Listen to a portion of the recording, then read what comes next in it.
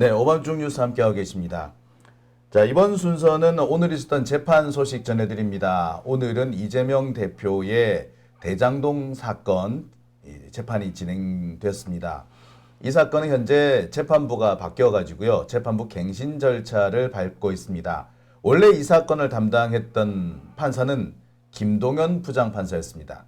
이 김동연 부장판사가 그 윤석열의 그 수거 명단에 포함이 됐죠. 그 이후에 이 판사가 재판을 계속 진행하는 것이 사실상 불가능했을 걸로 보입니다. 그래서 현재 변동된 재판부에 의해서 재판이 진행 중입니다.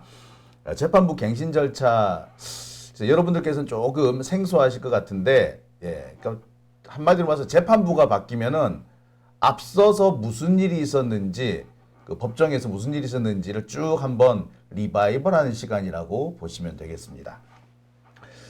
자, 오늘도 재판 현장에, 공판 현장에 강지호 기자가 다녀왔습니다. 안녕하십니까? 네, 안녕하세요. 요즘 연일 재판 보러 방청하러 다니시느라고 바쁘시겠네요. 그렇죠. 이제 저번 주부터 이번 주까지 상당히 바쁩니다. 네.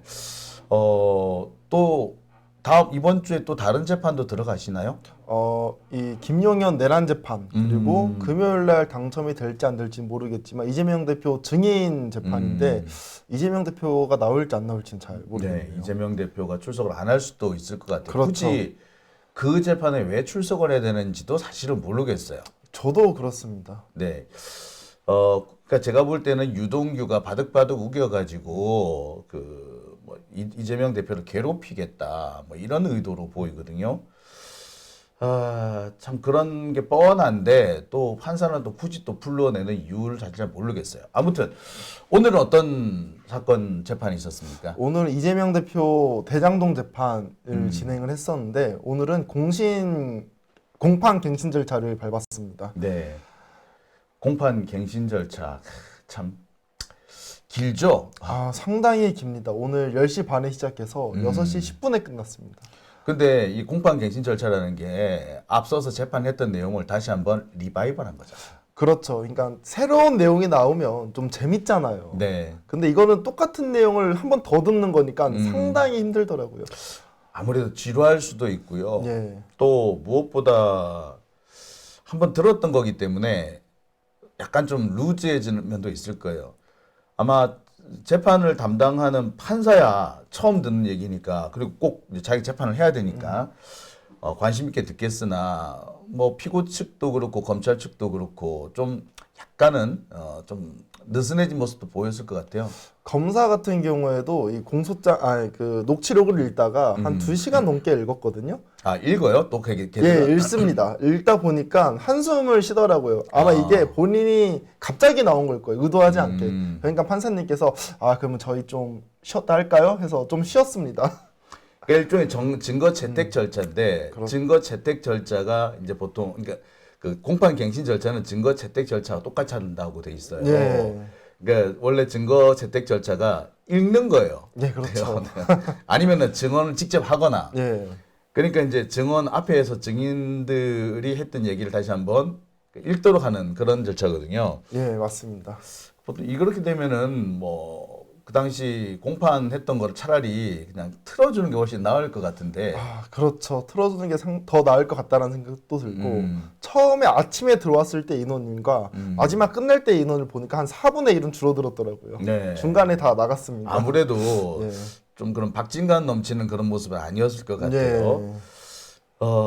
근데 이게 항상 보면은 검찰이 지들 할 때는 정말 루즈하게 해놓고 꼭 이재명 대표 측에서 뭐 한마디 하면은 괜한 꼬투리를 잡는 경우가 많았잖아요. 그래서 오늘 같은 경우에도 총 6번의 EJ가 있었습니다.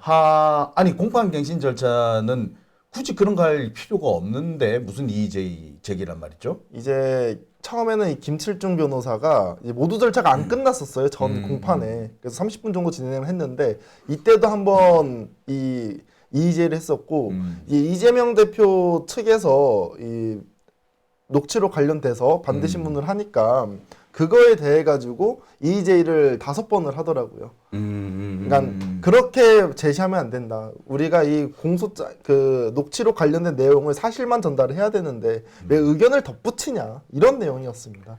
아니 이게 차라리 그 음성 파일을 그냥 쭉 틀어주면 그 말이 맞는데 낭독이라는 게 그렇잖아요. 그렇죠. 그러니까 당시 상황이 그대로 전달 안 될 수도 있잖아요. 근데 설명을 덧붙이는 건 어떻게 보면 당연한 건데 지가 안 한 거지 왜 그걸 가지고 시비를 걸죠? 이게 왜 그러냐면 이전에 판사님과 합의를 본 거예요. 이 녹취록에 관련돼 가지고 사실에 관해서만 이제 낭독을 하고 주변 의견이라든지 주장에 대해 가지고는 하지 말라는 의견을 사실 모아뒀었거든요. 근데 사실 변호사 입장에서는 생각해 보면 그 검사 측이 꾸린 그런 공소장에 그런 증인을 불렀고 그리고 유동규 자체가 어떤 증인입니까? 변호사한테 상당히 적대적인 증인이잖아요. 그리고 이재명 대표한테 막 쌍욕하고 뭐 실제로도 변호사한테도 쌍욕하고 이재명 대표한테 쌍욕 그런 증인이잖아요. 그래가지고 막 그 주의도 막 받고 그러잖아요. 예, 그랬죠. 그렇다 보니까 사실은 이 한계가 있는 겁니다. 그렇죠. 그러니까 이 주변부에 대한 설명들이 필요한데 이런 부분에 대해서 양해를 구했어요. 근데 처음에 이 검사 측에서 양해를 구해도 들어주지 않다가 재판장님께서 그래도 잘 조율을 해가지고 그나마 다음번에는 변호사 측이 한 것처럼 검사 측도 준비해 오라라고 말씀을 하시더라고요. 아니 어제 윤석열 재판에서 그 검사가 사실 쩔쩔맸잖아요. 그렇죠. 심지어 판사가 변호사 무서워가지고 재판 진행 못하겠다고 할 정도였는데. 그렇죠. 그런데 그랬던 검사가 이번에는 그렇게 사사건건 시비를 걸었다는 건가요?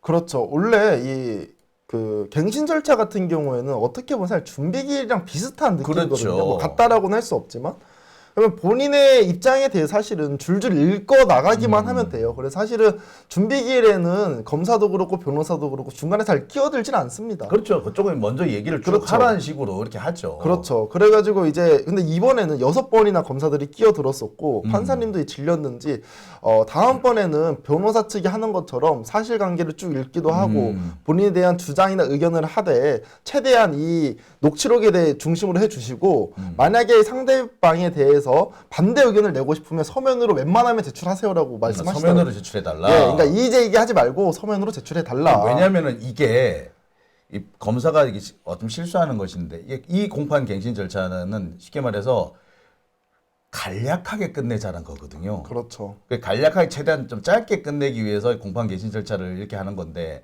그럼 쭉쭉쭉쭉 진행을 해 나가는 게 맞아요. 그러면 검사가 웬만하면은 타치 안 하는 게 자기들도 유리해. 재판 빨리 끝내자는 게 쟤네들 목적이었잖아. 그렇죠. 근데 얘네들이 자꾸 브레이크를 걸어서 결국엔 검사도 그 의견을 얘기할 수 있게 한다. 그렇게 되면은 무한정 길어져요. 차라리 낭독이 아니라 그냥 그 녹취록 그냥 리플레이가 나을 수도 있어요. 검사가 실수한 거지. 사실은 보면은. 검사 측에서 이제 계속 이게 제가 이렇게 요약해서 말씀을 드리는데 5번을 이의제기했다고 했잖아요. 그래서 이 판사님께서도 내가 생각해 보니까 변호사 측 이야기가 맞는 것 같고 내가 이거 실수한 거다. 이제 그런데 검사 측 같은 경우 약간 억울할 수 있을 것 같아. 본인의 의견 필요 안 했으니까. 혹시 그러면 너네 다시 할래 물어봤어요.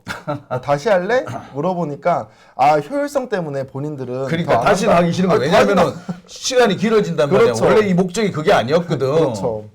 근데 그 약간은 이렇게 설명을 덧붙일 수밖에 없어요. 그리고 이 부분은 뭐와 뱅치된다라고 이렇게 한 번씩 찝어주는 것도 나쁘지 않단 말이야. 근데 참 그리고 그렇게 그게 오히려 전체적으로 보면은 절약이 될 수 있어요. 그래서 변호사 측도 주장하는 게 뭐가 있었냐면 검사 측에서 이런 얘기를 하는 겁니다. 그러면 유동규 반대 신문할 때 그거를 그대로 가져오면 되지 않느냐. 그러니까. 라고 이제 검사 측에서 그렇게 얘기를 해요. 그러니까 변호사 측에서 만약에 그 검찰 측에 했던 내용과 우리 반대 신문 이렇게 왔다 갔다 하면서 붙여서 하면 오히려 효율성이 떨어진다. 훨씬 내용이 길어진다.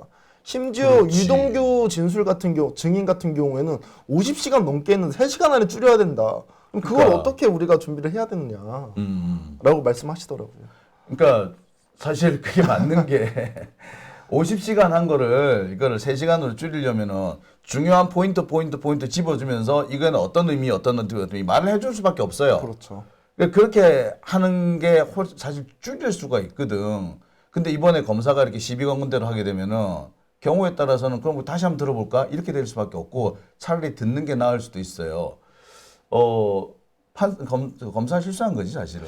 그렇죠. 사실은 오늘은 이재명 대표 변호사께서 진술이 이제 거의 끝마쳐야지 정상이었는데 중간중간 이제 검사가 끼어들어가지고 거의 1시간에서 1시간 반 정도는 시간을 끌었습니다.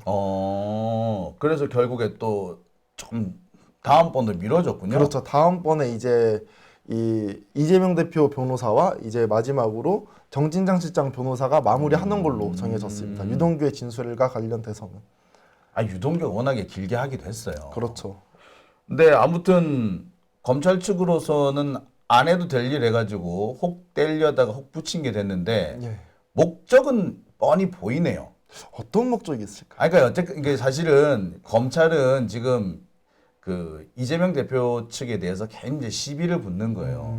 그래서 그걸 해가지고 자기가 최선 뭐 했다 윗선에 보고하는 게 목적이었던 게 검사들이 지금 목적이 이걸 자신의 그런 어떤 그 출세의 발판으로 삼겠다는 건 거야. 그러니까 최대한 여기서 시비를 붙는 거야. 적극적으로 나는 이 일을 처리했다. 이렇게 보여줘야 되는 거죠. 그러다 보니까 계속 그렇게 나오는 거지. 태도가 그런 거지. 반면에 어제 있었던 윤석열 사건 같은 경우는 잘못하면 지금 목이 날아갈 것 같거든. 그 경력이 끝날 수도 있겠거든. 그러니까 최대한 조심조심 그렇게 했던 거지. 확실히 그 이재명 대표 재판과 윤석열 내란 재판의 그 검사의 행동은 양상이 조금 다릅니다. 아유, 양상이 달라요. 검사들의 이 참, 예, 계속 또 이어서 또 오늘 그러면 재판이 그렇게 해서 어느 정도나 진행이 됐나요? 오늘 이 김칠중 변호사가 약 한 30분 정도 진행을 했고 모두 진술 그리고 검사 측에서 유동규 녹취록과 관련돼서 3시간 30분 정도 그리고 이제 이재명 대표 측에서 유동규 녹취록에 대한 조사를 진술하는 게 1시간 정도 했었고요. 그리고 이재명 대표 변호인 측과 그리고 검사 측에 공방 오가는 게 거의 1시간 반 정도 진행이 됐다. 원래 이 1시간 반은 없어야 되는 그런 시간이거든요. 그랬으면 이제 김실중 변호사가 이제 얘기를 다 끝내서 마무리가 지어졌어야 되는데 그렇죠. 이 시간이 이제 그만큼 길어진 거네요. 예, 맞습니다. 그럼 얘기 들어보니까 뭐 8시간 정도 했나요? 오늘 오전에 1시간 반, 2시간 2시간 했으니까 거의 한 5시간 반에서 6시간 정도 6시간 정도 했네. 그럼 네. 하루 종일 하긴 했네요. 네, 하루 종일 했습니다. 이렇게 할 상황이 그러고도 다 못 끝냈다는 거 아니야? 다 못 끝냈습니다. 이 중간에 공방이 오가는 중간에 6시 됐네요. 그럼 이제 그만 끝내 볼까요? 하면서 좀 급하게 마무리했어요. 그러니까 검사가 애들이 그러니까 어떻게든 간에 시비를 한번 걸어 보려고 그게 자신이 재판에 나와가지고 뭔가 했다. 네. 뭐 이런 걸 보여주고 싶은 거예요. 이런 검사들 검사로서의 자격이 없는 거예요. 굳이 그럴 이유도 없고 판사가 좀 이렇게 제지하지는 않던가요? 판사님 같은 경우에도 뭐 이런 얘기를 하는 거죠. 뭐 처음에 뭐 기록 같은 거 보면 그게 맞는데 재심안에도 내용을 전부 인식하고 있다. 그러니까 이 주장이라든지 이런 것들은 공판 시작하고 해주시라. 이건 약간 변호사한테 부탁을 했었던 거고. 그리고 이 내용, 이 여러 번의 초반에는 약간 검사 측의 편을 들어주는 그런 느낌이 있었습니다. 변호사 너네 그 주장을 하지 말고 사실관계에 대해서만 말을 해라고 말씀하시다가 공방이 몇 번 오가고 난 이후에는 생각해보니까 변호사 말이 맞네. 그러니까 이제 다음번에는 우선 변호사가 하는 식으로 바꿔서 진행하자. 우리가 그 공판 갱신 절차 우리가 처음이잖아. 그러다 보니까 약간 실수나 이런 것들이 있었던 것 같다. 미안하다 이렇게 말씀하시더라고요. 참. 그러니까 검사들의 태도가 좀 그러네. 참 편파적이네요. 그렇죠. 얘들 이래서 검찰 개혁이 필요한 거예요. 그렇게 윤석열 앞에서는 쩔쩔매던 고양이 앞에 쥐같이 굴던 검사들이 마치 자기가 이제 뭐 칼자루라도 진 것처럼 설치는데 이런 권력기관 이런 검사들의 버르장머리를 사실 고쳐놔야 되는데 이게 왜 어떻게 검사야? 검사가 어떻게 그 국민 위에 군림하려고 합니까? 나 그렇죠. 진짜 답답한 인간들일세. 자, 또 뭐 어떤 얘기가 있었습니까? 사실은 오늘 전체적인 내용은 이 검찰 측에서 대장동을 이제 유동규의 입으로 나온 대장동 이야기 그리고 위례 이야기였습니다. 그래서 이제 대장동 이야기 같은 경우에는 어떠한 내용이 나왔었느냐? 유동규가 전체적으로 신경 변화가 언제 있었냐? 그리고 신경 변화가 왜 있었느냐? 22년 9월 6일경에 신경 변화가 있었다라고 합니다. 이재명 대표 측에서 변호사를 보냈는데 변호사 비용을 달라고 했다. 그리고 이 변호사가 자신의 휴대폰을 아내를 통해서 버리게 만들게 했다. 그리고 이제 내 아내를 돕지 않았다. 변호사가 이재명 대표가. 그리고 김용이 본인의 지인들을 괴롭혔다. 그래서 나의 심경이 변화가 됐다. 이런 얘기를 하더라고요. 법정에서 그런 얘기 내가 들은 적이 없는 것 같은데 그렇게 구체적으로 얘기를 했단 말이에요? 네, 이런 식으로 얘기를 했습니다. 이제 검찰 측에서. 근데 그거는 검사가 새로 갖다 붙인 얘기 같은데. 아니까 네. 가짜 변호사를 붙여주는 바람에 내가 심경의 변화를 일으켰다라고 돼 있었지. 그렇게 뭐 핸드폰 버리게 했다는 둥. 네. 그 얘기는 또 처음 듣는 얘기인데 그건 다른 그래요? 재판에서 나온 얘기 같은데. 하여튼간 이러한 얘기가 있고 이래가지고 유동규가 신경 변화가 있었구나. 근데 그걸로 신경 변화한다고 사실 조금 이해가 안 가요. 그렇죠. 예. 근데 아무튼 네. 네, 뭐 그러한 내용 그리고 이재명 대표를 언제 처음 만났느냐, 뭐 리모델링 사업에서 처음 만났다. 그리고 1공단 공원화를 이제 유동규가 도왔었고 이재명은 환지 방식으로 한다는 내용으로 말을 했었는데 결국엔 수용 방식을 선택을 했고 공사를 만들려고 했었던 그 전체적인 그러한 내용들. 그리고 종영학이 원래 50% 이익을 넘겨주고 리스크가 없게 사업할 수 있었는데 이재명이 그거를 선택하지 않았다라는 그런 내용들. 그리고 이 민간업자를 통해 가지고 민간업자를 도와줬다 이재명이. 예를 들면 서판교 터널 공정률 올려주고 임대율 내려주고 이런 것들을 조절했다. 그리고 이런 것들을 통해 가지고 이 민간업자들이 이재명을 선거를 도와줬다. 뭐 이런 내용 대장동 전체적인 이야기를 이끌어갔습니다. 뭐 대체로 지금까지 있었던 얘기를 그렇죠. 쭉 한번 리바이벌을 한 건데. 맞습니다. 참 변호인 측에서는 또 어떤 부분을 또 짚던가요? 변호인 측 같은 경우에는 뭐 이런 얘기를 했습니다. 어떤 얘기냐? 우선 이재명이 공모 가담했다. 그렇게 볼 수는 없다라고 주장을 하고 있고요. 유동규 같은 경우에는 관광공사를 퇴진한 이후에 단톡방에서 나왔다. 그리고 이동규 그렇게 중요한 인물이라고 하면 왜 그 단톡방에 나오겠느냐. 심지어 추후에 그 단체방에 초대되지도 않았다. 그리고 이제 김용이 정치자금을 받아들였다고 했는데 정진상 같은 경우에 놀랐다. 왜 놀랐느냐? 뇌물에 관한 내용을 모르고 있었다. 그래서 이러한 뜻은 돈을 안 받았다는 거 아니냐 정진상이. 뭐 그러한 내용들을 진술하고 있었습니다. 사실 좀 말이 안 되는 대목이 사실 유동규 그 증언 중에는 꽤 여러 가지가 등장을 하죠. 그렇죠. 그리고 사실 제가 알기로도 그러니까 이제 유동규가 처음 잡혀가기 직전에 그 뭐 인터뷰를 한번 시도해 보려고 그래서 유동규 나오길래 네. 그 뭐 그때는만 해도 유동규가 이재명 대표 사람인 것처럼 돼 있어가지고 그랬는데 누구라고 말하기는 좀 곤란하고 하여튼 이재명 대표 측근 중에 어떤 분이 딱 그러더라고. 걔 중요한 놈도 아니야. 검사들 지금 헛다리 짚는 거야. 막 그러더라고. 걔가 아는 게 뭐가 있다고. 그래서 왜요? 그랬더니 걔도 이재명 시장한테 이재명 그때 도지사였으니 이재명 도지사한테서 사실 잘렸잖아. 왜요? 그랬더니 걔가 좀 문제가 있었어. 좀 뭐 그래. 그래서 뭐 돈이라도 받았나니까 뭐 그런 것도 있고 그러더라고. 그래서 그러면 신경 안 써도 될 정도 사람인가요? 내가 뭐 그렇지 그러더라고. 그래서 내가 뭐라고 얘기를 했냐면 그런 사람이라도 한번 이런 사람 잘 모르는 사람인데 이런 사람 잘 꼬셔가지고 희한한 말 하게 하면은 진짜 골치 아플 수 있으니까 좀 신경 쓰세요. 그래도 신경 쓰실 거 쓰세요. 그랬거든. 그랬던 기억이 날 좀 그래요. 예, 그래서 제가 유동규 별로 중요한 사람이 아니라는 건 내가 잘 알아요. 예. 그러니까 자기 딴에 되게 좀 과시하고 싶었던 거지. 근데 유동규가 실제로 증인으로 나와가지고 상당히 중요한 인물 같이 얘기를 많이 해요. 예를 들면 그 대장동 사업에 있어가지고 원래 이재명 같은 경우에는 공원화에만 관심이 있어서 나머지 수익 같은 게 전혀 관심이 없었는데 본인이 뭐 직접 찾아가가지고 그것들을 얻어오고 뭐 이러한 약간 영웅 서사적인 이야기를 많이 하잖아요. 되게 중요한 인물처럼. 근데 약간 선배님 말씀 들어보니까 실상은 뭐 그러지 않았나 보네요. 그러니까 사실 좀 유동규 얘기도 제 말이 안 되는 게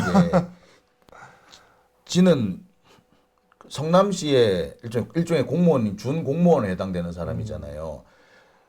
누구든 간에 고용인이 한 행위는 그 장이 한 행위로 간주가 됩니다. 그러니까 유동규 지가 뇌물 받은 것 때문에 이재명 대표 괜히 지금 고생하는 거 아니에요. 그렇죠. 그 똑같게 그런 식으로 따지면은 유동규 지가 잘한 것도 이재명한테 귀속돼야 정상인 거잖아. 네, 잘한 거는 자기가 했고 비리는 이재명이 저지르고. 그리고 또 예. 지금 제일 중요한 게 뭐냐, 우리 다들 지금 잊어먹고 있는 게 뭐냐, 이 사건은 뇌물수수 사건이 아니야. 배임 사건. 배임 사건이에요. 이재명이 돈을 받았다가 아니라 다른 놈이 헤쳐먹게끔 길을 열어줬다 이거거든. 그러니까 그 부분에서 그러면 이재명이 이 길을 열어준 게 뭐 있느냐가 나와야 정상이에요. 유동규 얘기도 사실 그렇게 중요한 얘기도 아니야. 그 만약에 성남시가 5천억의 이익을 얻었는데 검찰 주작은 7천억을 얻었어야 된다는 거 아니야. 그렇죠. 그런데 그러면은 7천억이라는 실제로 얻을 수 있었느냐 없었느냐 이것만 따지면 되게 간단하게 끝날 문제예요. 그러니까 이 사실 재판이 이렇게 길어지는 이유도 뭐냐면 솔직히 말하자면은 재판부가 윤석열 정권 안에서 이 판결을 안 내리고 싶은 거야. 이거는 그러니까 지자체장의 어떤 행위가 배임으로 나온 사례가 없어요. 만약에 이걸 배임으로 하게 되면 옛날에 우리 외환은행 사건이나 론스타 사건 같은 거 다 장관들이야 배임으로 들어가야 돼. 아무도 들어간 사람 없잖아. 그렇죠. 들어간 사람 없죠. 예. 아니 왜 외환은행을 론스타 같은 이상한 데 팔아? 엄청 헐값으로 팔았죠. 그렇죠. 나라에 엄청난 손해를 줬다고. 그럼 그 장관들 다 배임돼야 되게? 그렇죠. 근데 배임 안 했죠. 그렇죠. 예. 그러니까 이 사건은 애시당초 무죄 나올 사건인 거야. 근데 윤석열 눈치 보니까 못 끝낸 거래 질질 끈 거예요. 검찰이 그래서 가만보니까 이거 아니다. 그거 어떻게 해야 돼? 그래서 요놈의 새끼들이 지금 선거법을 끌고 나온 거예요. 선거법. 예. 그리고 위증교사 들고 나온 거야 이게. 다른 걸로 꼬투리 잡자 이거야. 아, 그리고 제가 어제 소식을 들어보니까 다음 달 26일인가 20 몇일 날 이재명 대표 대북송 관련된 재판도 다시 시작된다라고 하더라고요. 대북 선거도 아 진짜. 그러니까 그 대장동으로 죽이려고 했는데 예. 대장동으로 못 죽인 거예요. 그러니까 이재명한테 돈이 한 푼이라도 건너갔어야지 죽일 수가 있는데 그렇죠. 이게 다 유동규 선에서 끝난 거고 유동규가 누구를 줬다 그러는데 김용이 받았는지 안 받았는지도 애매하고 김용 정진상이 돈을 받았는지 안 받았는지도 애매할 뿐만 아니라 받았다고 하더라도 그 정도가 이재명한테 굳이 갔다고 보기도 어려운 거야. 그래서 오늘 변호사 측에서도 이런 얘기를 해요. 어떤 이야기를 하느냐? 만약에 이 김용 이제 남욱을 통해서 김용이 뇌물을 받았다고 하면 유동규는 알고 있었으니까 당연히 항상 보고를 하고 친밀한 관계였기 때문에 본인은 비밀이 없었다라고 얘기를 항상 하거든요. 근데 왜 정신상이 그거에 대해서는 몰랐냐? 이렇게 반문을 해요. 근데 유동규가 거기에 대해서는 제대로 진술을 못 하는 거죠. 그렇죠. 예. 예. 그러니까 지금 계속 우리가 이제 재판 진행되는 거에 매몰돼 있다 보니까 잠시 까먹는데 이건 배임 사건이에요. 네. 배임 사건이라서 이게 사실 유동규에게 들을 필요도 없는 거예요. 솔직히 말하자면. 그 이익을 얼마를 얻을 수 있었는데 고의적으로 안 얻었느냐 이것만 확인하면 되거든. 그렇죠. 그럼 유동규까지 갈 필요도 없었어. 근데 이게 자꾸 이렇게 온 이유는 이 사건을 끌고 가야 되는 거야. 무한정. 그러니까 검찰도 이게 눈치를 깐 거지. 이걸로 안 되겠구나. 그래서 단골로 계속 대북 송금 나오고 뭐 이것저것 딴 게 나온 거예요. 이재명을 죽이겠다 이 목표로 나온 거야. 그러니까 참 이런 거 보면서 그러니까 당장 우리 내일 걱정되는 게 이제 선거법 사건인데 그렇죠. 사실은 선거법 사건도 사실은 원래대로 하자면 재판이 될 리가 없는 사건인데 참. 자 아무튼 또 어떤 얘기들이 있었나요? 그리고 이제 특히나 변호사 측에서 얘기한 게 뭐가 있었냐면 야 남욱 등 민간업자 요구 5개 이재명이 안 들어주지 않았니? 라고 얘기를 하는 거예요. 그 5가지가 뭐냐? 민간개발 허가, 그리고 환지 방식의 보상, 1공단 공원화 결합 반대, 그리고 민간업자가 원하는 지역, 즉 부채꼴 모양 지역의 구획 지정. 그러니까 이거는 위례입니다. 이건 위례. 그리고 마지막으로 민간업자 사업자 지정 등 이 5가지를 들어주지 않았는데 어떻게 이재명과 민간업자가 같은 길을 가고 있는 사람이냐. 심지어 그 이재명과 정진상이 수용하지 않았다라는 유동규 진술도 있었다라고 그러니까. 얘기를 하더라고요. 그러니까 맨 처음에 이재명 대표는 대장동을 그 고급 주택단지로 만들려고 그랬어요. 한국의 비버리 힐즈 이래가지고. 예. 근데 그거를 사실 그 유동규 측에서 막고 사실상 뭐 방해 공작을 하다시피 했단 말이에요. 그래가지고 난리가 나고 야단 맞고 막 그랬던 게 있었다고요. 그런데 참, 하여튼 뭐 그런 거 보면 전혀 업자들과는 상반된 그런 길이었는데 아무튼 좀 그래요. 자, 그리고 만약에 이재명 대표가 이재명의 저수지라고 얘기를 하잖아요. 정진상과 뭐 누가 통화를 했는데 저수지 이야기를 했다. 이 저수지는 이재명의 비자금이다. 이 비자금이 얼마냐? 428억이다. 원래 그 가격은 1,200억인가 그랬습니다. 이게 줄어들고 해가지고 428억이 된 거예요. 네. 그것도 사실은 만약에 이재명이 그 돈을 받기로 했다라고 하면 이 요구한 5개를 다 들어줬겠죠. 일단 그 부분에 대해서 우리 김만배 선생이 나 유동규한테 줄 돈 없었어. 딱 잘라서 말해요. 그거 사실은 내가 그 수익금 분배 과정에서 남욱이한테 돈 뺏기 싫어가지고 유동규 줄 돈 있다는 식으로 내가 뻥친 거야. 그리고 유동규가 거기 맞춰서 연극해 준 건데 나중에서 지가 그 돈 내놓으라고 땡깡 부린 바람에 이 사달이 난 거야. 라고 얘기를 하고 있어요. 그 김만배 얘기는. 예. 그러니까 여기서 소위 말하는 428억이 사라져 버린 거예요. 그렇죠. 그러니까 이렇게 되면 이 재판 사실 더 이상 끌 게 없지. 아무튼 뭐 여기 이렇게 된 것 같긴 한데 이 부분이 이제 다 이제 재현이 되고 있는 거네요. 네. 그리고 이제 사실 제가 선배님한테 배웠을 때는 이 형사 재판 같은 경우에는 주변의 그런 사실 말고 직접적인 그런 사실관계가 나와야지 유죄를 그쵸. 내릴 수 있는 건데 변호사가 딱 잘라서 얘기를 합니다. 아니 지금 대장동과 관련돼 가지고 이재명이 뭐 직접적인 증거가 나온 게 하나도 없다. 그러니까. 전부 다 이 유동규의 진술을 가지고 이거 이끌어 가는 건데 유동규가 믿을 만한 사람이냐? 진술이 수도 없이 바뀌고 그런데 어떻게 유동규의 말을 믿고 이거를 판단을 내릴 수 있겠느냐라고 얘기를 합니다. 그러니까 이게 아마 지금 다들 이게 마치 뇌물 재판처럼 돼 있는데 그래서 계속 유동규는 그 얘기를 하고 있는데 그 얘기는 백날 첫날 해봤자 그렇죠. 이게 공소사실 입증이 안 되는 얘기인 거죠. 그 업자들한테 필요 이상의 정당하지 않은 부당한 이익을 안겨줬다라는 건데 그게 고의성이 있다라는 거예요만 확인해주면 그만이거든요. 그거에 이제 지금 그걸 나오질 못했어. 그렇죠. 왜냐면 이재명과 민간업자가 뭔가 명확하게 연결되었다라는 그런 사실이 없고 다 이야기가 나오는 거는 유동규가 전진상을 통해 가지고 이재명한테 전달됐다. 이재명은 알았을 것으로 추측된다. 이재명이 선거 관련돼서 도와줬을 때 내가 물어보니까 이재명이 옅은 미소를 띄었다. 이런 진술밖에 없어요. 아니 뭐 선거 도와준 거 어쩌라고. 아니 옅은 미소는 또 뭡니까? 픽하고 이재명이 웃었다. 이게 과연 증거로 될 수 있을까? 아이씨, 솔직히 말해서 유동규만큼 도와준 사람은 쎄딱해, 쎄딱해. 그러니까요. 아유 진짜. 아우 짜증나네 진짜. 네. 아 참. 다음 공판 준비 기일은 언젠가요? 예, 다음 공판 준비 기일은 4월 1일 화요일 날 이제 공판이 진행된다라고 하고요. 이제 4월 8일 같은 경우에는 남욱이 새로 시작이 됩니다. 아직도 갈 길이 멀긴 하네요. 아직도 갈 길이 멉니다. 예. 우선은 이제 그 유동규, 남욱 그리고 잠시만요. 한 명이 더 정영학 이렇게 세 명은 변호사가 오늘 한 것처럼 진행이 되고 나머지 증인들 같은 경우에는 묶어서 할 수도 있다라고 말을 했습니다. 네. 앞으로 몇 차례 더 열리긴 하겠네요. 예, 네. 꽤 오랫동안 할 것 같아요. 이 재판은 이제 뭐 괜찮은데 이제 내일이 참 고비긴 하네요. 내일 그렇죠. 내일이. 네. 뭐 그 얘기는 제가 요 다음에 따로 다음 주제로 제가 준비를 했으니까 그거는 그대로 하도록 하겠습니다. 네, 알겠습니다. 자, 오늘 고생하셨고요. 금요일 날에도 잘 부탁드리겠습니다. 네, 그러면 목요일 날 뵙도록 목요일인가요? 예. 목요일 날 김용현 대란. 뵙도록 하겠습니다. 예, 알겠습니다. 오늘 수고하셨습니다. 네, 고생했습니다.